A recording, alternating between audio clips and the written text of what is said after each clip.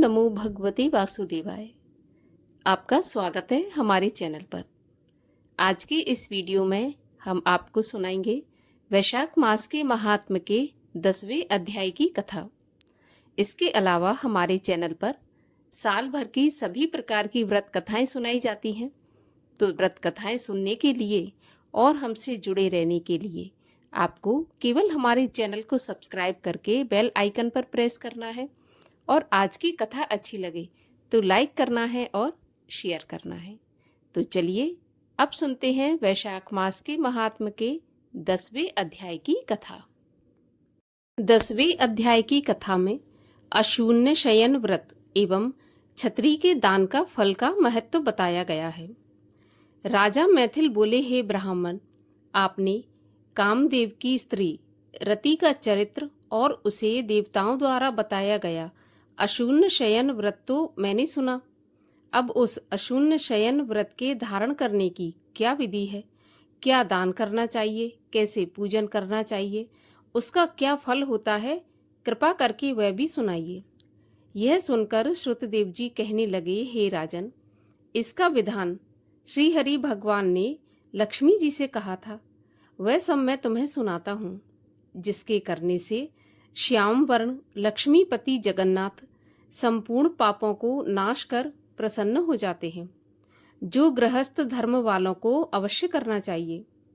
हे महीपते, सोने व चांदी की पुरुषोत्तम भगवान की मनोहर मूर्ति बनावें, पीताम्बर धारण करावें, सुंदर वनमाला से आभूषित करें, सफेद पुष्पों और सुगंधित द्रव्यों से लक्ष्मी नारायण भगवान का नित्य प्रति श्रावण शुक्ल पक्ष की द्वितीया के दिन से 4 मास तक पूजन करें। हरिष्यान्न का भोजन करें। चातुर्मास से व्यतीत होने पर सम्यक पारण करें। पारण के दिन भव्य भोजन आदि 4 प्रकार के भोजन करें।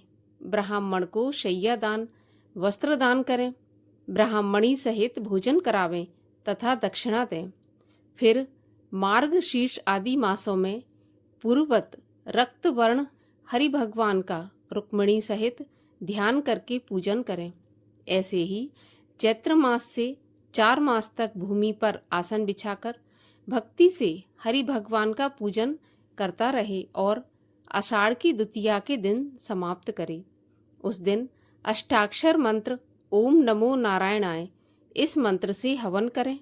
मार्ग शीर्ष आदि मासों में परायण के दिन विष्णु गायत्री मंत्र नारायणाय विद्महे इस मंत्र से हवन करें।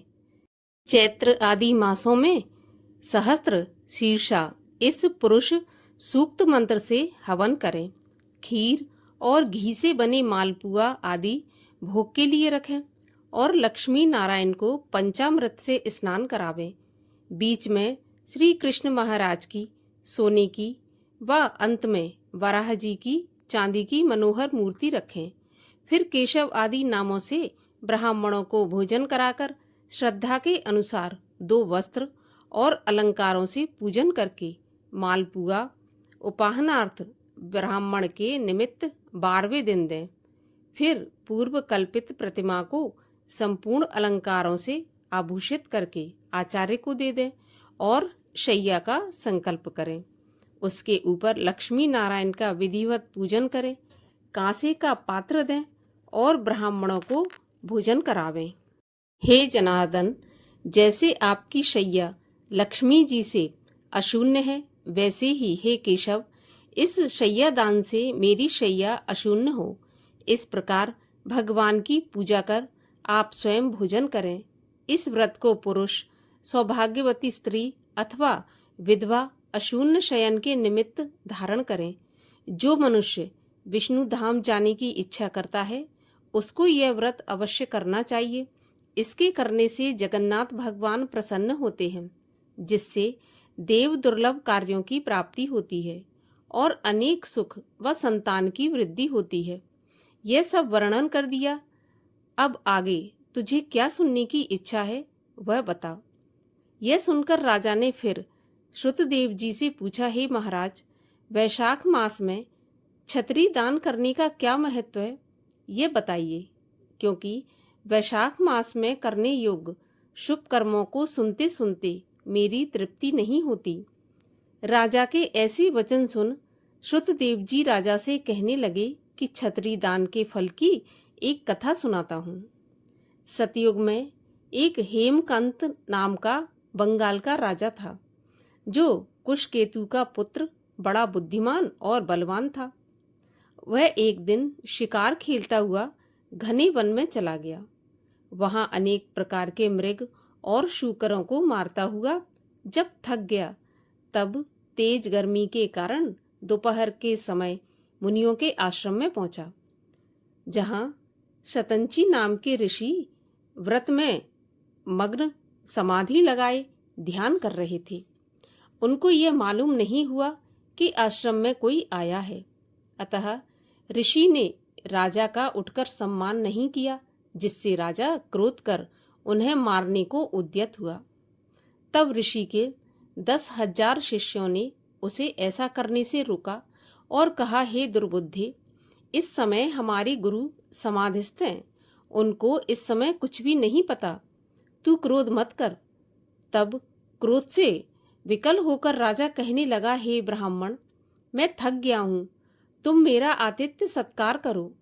शिष्य बोले, हम भिक्षुक बिना गुरु की आज्ञा के आपका क्या आतिथ्य सत्कार करें। ऐसा शिष्यों से उत्तर सुनकर राजा ने उन्हें मारने के लिए धनुष उठा लिया और कहा, मैंने तुम्हारी पशुओं तथा डाकुओं से अनेक बार रक्षा की है, मैंने ही प्रतिग्रह दिए, अब मुझे ही शिक्षा देते हो, तुम मुझे भूल गए हो, अतः तुम आतताइयों को मारने में दोष नहीं है। इस प्रकार अत्यंत क्रोध करके बाण छोड़ने लगा। तब सब शिष्य इधर उधर भागने लगे। उनमें से 300 को राजा ने मार डाला और बाकी के आश्रम छोड़कर भाग गए। आश्रम में रखी हुई वस्तुओं को पाप बुद्धि सैनिकों ने ले लिया और खूब भोजन किया तथा राजा ने अनुमोदन किया। जब सायंकाल को राजा सब सेना सहित पुरी में आया और उसके पिता कुशकेतु ने अपने पुत्र से इस दुष्ट व्यवहार को सुना तो बेटे की बहुत निंदा की और उसे पुर से बाहर निकाल दिया, क्योंकि क्षमाहीन पुरुष राज्य अधिकारी नहीं हो सकता। जिस पिता से त्यागा हुआ राजा हेमकांत व्याकुल हो घने वन में चला गया, तो वहां उसे ब्राह्मणों की हत्या सताने लगी और भूख के मारे वह जीव जंतुओं को मार मार कर खाते हुए अपना पेट भरने लगा। इस प्रकार हीन अवस्था में इधर उधर घूमते घूमते 28 वर्ष व्यतीत हो गए। एक दिन तीर्थ यात्रा करते करते त्रित नाम के महामुनि वैशाख मास में दोपहर के समय उस वन में गए। वह तेज धूप तथा प्यास के कारण अत्यंत व्याकुल होकर छाया रहित स्थान में मूर्छित होकर गिर पड़े। देवयोग से हेमकांत के मन में त्रित मुनि को ऐसी दशा में देखकर दया उत्पन्न हुई और ढाक के पत्तों की छतरी बनाकर छाया के निमित्त मुनीश्वर के सिर पर लगा दी और अलाव का जल दिया। इस उपचार से मुनीश्वर की मूर्छा समाप्त हो गई। चेतना आने पर सावधान हो वह उन पत्तों की छतरी को लगाकर धीरे धीरे किसी गांव में पहुंचे। इसी पुण्य के प्रभाव से उसकी 300 ब्रह्म हत्याएं क्षण भर में दूर हो गईं, जिससे हेमकांत को बड़ा आश्चर्य हुआ कि मेरी ब्रह्म हत्या कैसे दूर हो गई। इसी विचार में पड़े हुए हेमकांत को संग्रहणी रोग उत्पन्न हो गया। अत्यंत कष्ट से व्याकुल जब प्राणों के वियोग में महान आर्त उत्पन्न हुआ, तब उसे 3 पुरुष अर्थात यम के दूत, बड़े बड़े भयंकर रूप वाले, जिनके शरीर के बाल खड़े हुए थे, दिखाई दिए, जो राजा को डरा रहे थे। तब वह अपने किए कर्मों को सोचते हुए चुपचाप हो गया। फिर छतरी दान के प्रभाव से वह विष्णु भगवान का ध्यान करने लगा। तब भगवान विष्णु ने अपने महामंत्री विश्वक्सेन को आज्ञा दी कि तुम जल्दी से जाकर यमदूतों को रोको, क्योंकि हेमकांत ने वैशाख मास में जो धर्म किया है उससे वह निष्पाप हो गया तथा मेरा भक्त है। इसलिए उसे दूतों से छुड़ाकर और उसके पिता कुशकेतु राजा के पास उसे ले जाकर कहो कि तेरा पुत्र धर्महीन, महान पातकी, ब्रह्मचर्य आदि रहित है, परंतु इसने वैशाख मास में धूप से व्याकुल मुनि की छतरी लगाकर रक्षा की है, अतः छतरी दान करने से यह निष्पाप हो गया है। यह शूरता, उदारता तथा गुणों में तेरे समान हो गया है, इसलिए विष्णु भगवान की आज्ञा के अनुसार तुम हेमकांत को राज्य का भार सौंप दो। विष्णु भगवान की आज्ञा पाकर विश्वक्सेन ने हेमकांत के शरीर को स्पर्श किया। जैसे ही शरीर को स्पर्श किया, शरीर रोग रहित हो गया और वह स्वस्थ हो गया। फिर विष्णु दूत हेमकांत को अपने संग लेकर उसके पिता कुशकेतु के पास गए। कुशकेतु को यह देख बड़ा आश्चर्य हुआ कि विष्णुदूत विश्वक्सेन का अनेक प्रकार से पूजन कर स्तुति की।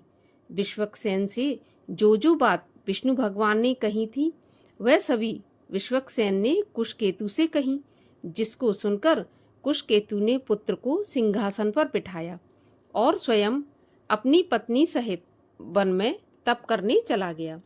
विश्वक्सेन भी विष्णु लोक को चला गया।